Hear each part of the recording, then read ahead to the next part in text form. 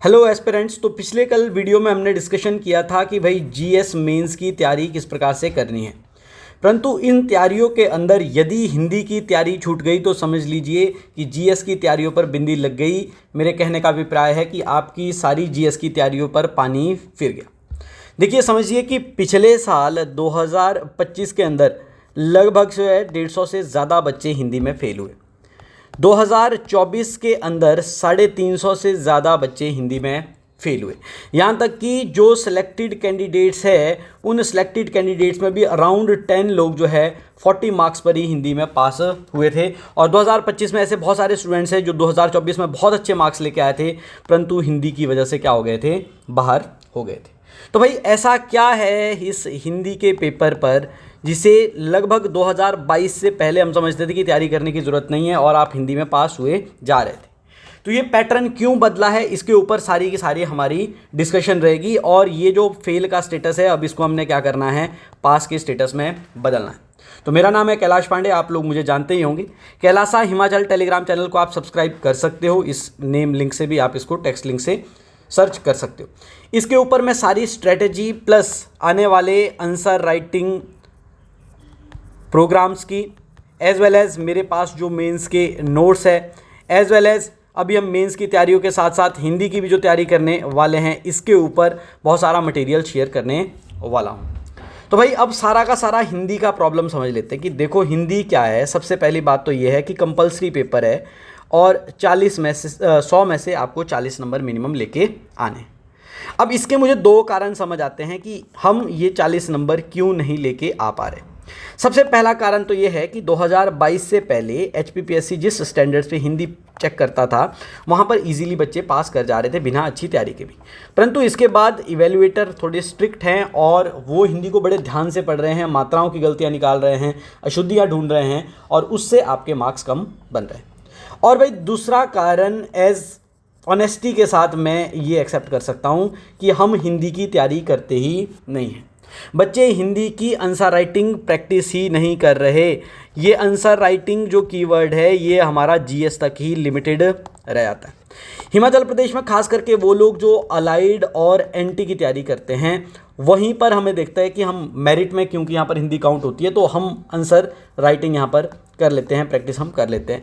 जबकि जब एचएएस का एग्ज़ाम आता है उस वक्त मेंस के समय में आपको देखना है कि भाई आपने जीएस भी 3 तैयार कर लेने हैं, फिर आपने ऑप्शनल भी तैयार कर लेना है, फिर आपको ऐसे भी लिखना है और उस वक्त हमारी हिंदी की प्रैक्टिस छूट जाती है। तो भाई मेरी जो स्ट्रेटजी है वो स्ट्रेटजी हमेशा यही रहती है कि देखिए, मैं अभी खास करके बहुत सारे बच्चों को जिनके सेकंड थर्ड अटैम्प्ट है उनको बोल रहा हूँ कि यदि मेंस लेट होंगे या यदि अभी नोटिफिकेशन आएगी, जब तक नोटिफिकेशन नहीं आएगी तब तक प्रीलिम्स तैयारी करने की ज़रूरत नहीं है, वो नोटिफिकेशन के बाद ही कीजिए। तब तक आप क्या कर सकते हो, यहाँ पर मेंस की तैयारी कर सकते हो। तो आपके पास अभी मेंस की तैयारी, फिर नोटिफिकेशन आ जाएगी तो उसके बाद प्रीलिम्स की तैयारी, फिर आपके पास प्रीलिम्स हो जाएगा तो उसके बाद वापस मेंस की तैयारी में आपको लग जाना होता है। क्योंकि मेंस में पिछले वीडियो में हमने जो डिस्कस किया कि भाई जीएस के टोटल 27 सब यूनिट्स हैं और लगभग हमने काउंट किया था कि ये टोटल 21 सब्जेक्ट्स एक तरीके से आपको पढ़ने हैं। उस वक्त आपको ऑप्शनल के 2 पेपर भी तैयार करने होते हैं और हिंदी भी तैयार करनी होती है। और हिंदी एक ऐसा हर्डल है कि उस वक्त हमें ऐसा लगता है कि भाई हिंदी तो तैयारी इजीली हो जाएगी, तो ना ही हम हिंदी की आंसर राइटिंग प्रैक्टिस करते, ना ही हिंदी के टेस्ट ईमानदारी से लिखते और उसके ऊपर फीडबैक लेते। और जब तक हिंदी के टेस्ट, क्योंकि टेस्ट सीरीज़ में सबसे एंड में होते हैं, तब तक हिंदी में बड़ी देर हो चुकी होती है और कम से कम 10 से 15 नंबर का फासला जो 40 नंबर तक पहुंचने का है वो अचीव करना बहुत ज़्यादा मुश्किल हो जाता है। तो भाई अब इसका सॉल्यूशन क्या है, क्या चीज़ें अपनाएं जिससे ये आपकी हिंदी क्या हो रही है, सॉल्व हो रही है। तो भाई इसके लिए पहले हिंदी का पैटर्न समझना ज़रूरी है कि हिंदी के अंदर पूछ क्या रहे। यदि ये पैटर्न समझ लिया तो फिर ऐसी एक स्ट्रेटजी बनाई जा सकती है जिस स्ट्रेटजी को आपने डेली एक तरीके से क्या करना है, फॉलो करना है। और हिंदी को एक तरीके से पूरी रिस्पेक्ट देते हुए, एक तरीके से ये एक्सेप्ट करते हुए कि भाई हमें हिंदी नहीं आती है, और राइट डेली का एक प्रोग्राम बनाया जा सकता है जिसमें आप अपने ब्रेन को एक तरीके से ट्रेन कर लोगे कि भाई कम से कम दिन के 5 मिनट तो मुझे देने हैं जहां पर मैं हिंदी में नई वोकेबलरी सीख सकूं, या हिंदी में कहेंगे इसको जी नई वर्तनी आ जाए आपको कि क्या वर्ड है उसे किस प्रकार से लिखा जाता है। तो भाई हिंदी का पैटर्न समझना बहुत ज़रूरी है। हिंदी ये अपना हो गया 100 मार्क्स का पेपर। सबसे पहले इसमें आने वाला है एसे, फिर इसमें आपको आने वाला है गद्य की व्याख्या और पद्य की व्याख्या, फिर इसमें आपके पास आने वाला है ट्रांसलेशन।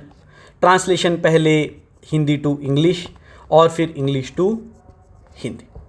ये आपका 20 नंबर का रहता है। ये गद्य पद्य 10 + 10 नंबर के रहते हैं। ये ट्रांसलेशन 10 + 10 नंबर की रहती है। और फिर इसके बाद लगभग आपका 40 मार्क का क्या आता है, ग्रामर, व्याकरण। अब इस ग्रामर के अंदर सबसे जो रेगुलर आने वाले हैं वो क्या है, मुहावरे।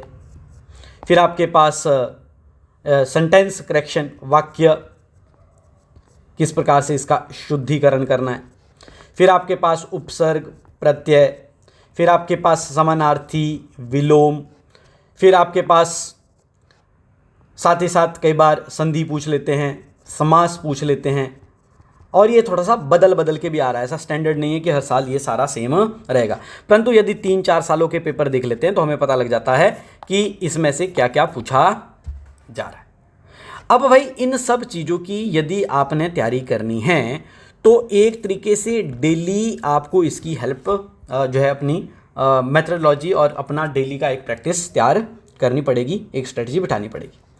जो मेरी स्टूडेंट से बात हुई है, खास करके वो लोग जो पिछली साल सिलेक्टेड कैंडिडेट्स हैं और लास्ट ईयर वो लोग फेल हो गए थे, इस साल वो पास हो गए, और ख़ास करके हिंदी के जो 2 सालों से हमारे टॉपर्स थे उनसे हमारी जो बात हुई है उसके बेसिस पे मैं ये आपके लिए स्ट्रेटजी ड्रॉ कर रहा हूँ।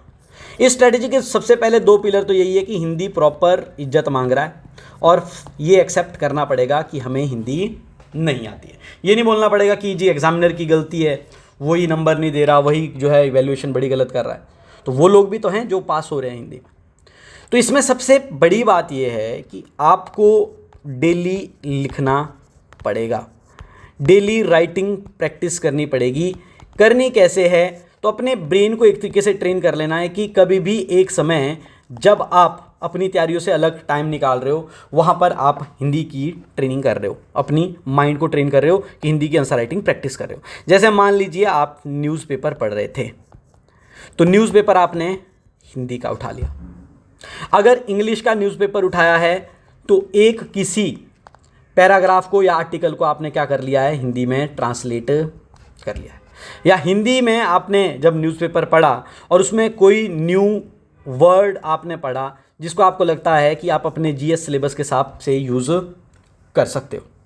फिर ये भी कर सकते हो कि हिंदी को ही हिंदी टू इंग्लिश क्या कर लिया, ट्रांसलेट कर लिया। कोई आप जीएस का सब्जेक्ट पढ़ रहे हो, उस जीएस सब्जेक्ट में कोई पैराग्राफ आपने उठा लिया और उसकी क्या कर ली, ट्रांसलेशन कर ली।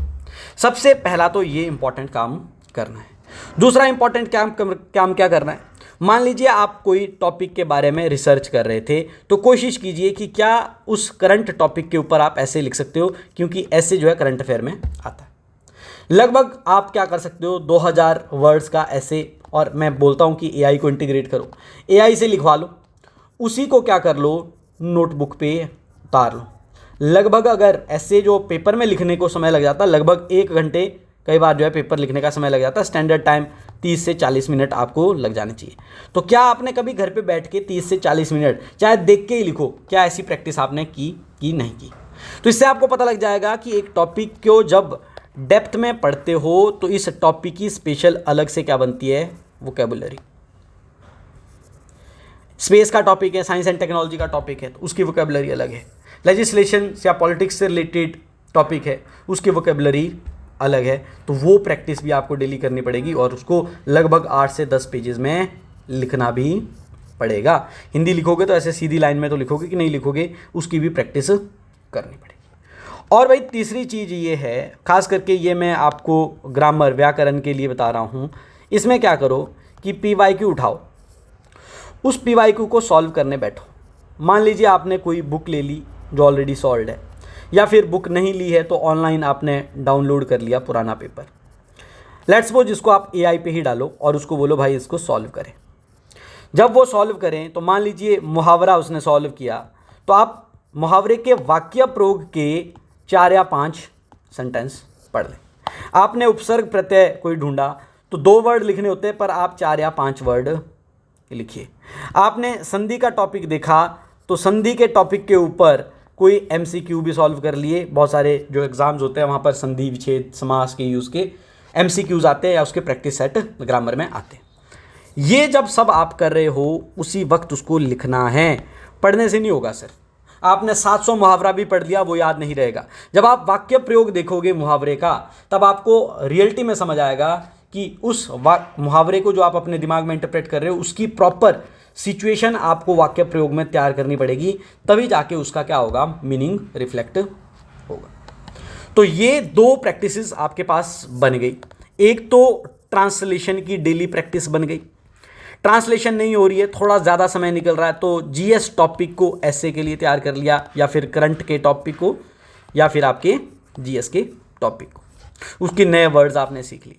फिर ग्रामर, और ग्रामर में ये बोलूँगा कि रादर ग्रामर पकड़ने के पीवाईक्यूज पकड़ो, उसको ही प्रैक्टिस ग्रामर में करो, और टॉपिक फिर ग्रामर से पढ़ लो चाहे ऑनलाइन एआई से पढ़ लो। ठीक है, स्टैंडर्ड बुक ज़्यादा रिकमेंडेड रहेगी, एआई में बहुत सारी गलतियाँ रहती। पर ये सब करने के लिए अपने आप को ब्रेन में एक चीज़ फिट करनी पड़ेगी कि ये आपकी एक डेली प्रैक्टिस हो जानी चाहिए। ये आपकी सबकॉन्शियस तैयार हो जानी चाहिए कि हिंदी को मुझे इस प्रकार से तैयार करना है। ठीक है, तो सारा मैं समराइज हिंदी का कर लूँ तो भाई रिस्पेक्ट करो हिंदी को, एक्सेप्ट करो कि नहीं आता, और you have to write daily. ये हमारी डिस्कशन रहेगी। तो हमने पिछले कल जो डिस्कशन की थी पिछली वीडियो में जीएस मेंस के ऊपर, उसके ऊपर कमिंग डेज में अब मैं जो है आंसर राइटिंग से रिलेटेड भी वीडियोस डालने वाला हूं। परंतु अगर ये हिंदी की डिस्कशन नहीं होती तो फिर इस डिस्कशन को करने का कोई भी फ़ायदा नहीं है। तो ये समझ लीजिए कि जो मैं वीडियो का एक माइंड में पैटर्न ड्रॉ किया था कि मेरे को ऐसे ऐसे करके वीडियोस जो है अपनी रिकॉर्ड करनी है, तो मैंने उसको बीच में बिल्कुल जंप करके हिंदी अभी स्पेशली ऐड किया आज के दिन। तो वो इसलिए क्योंकि भाई हिंदी बहुत ज़्यादा क्या है, ज़रूरी है। Thank you so much. यहाँ तक आप देख रहे हैं तो please subscribe and share this channel to your peer groups. Thank you.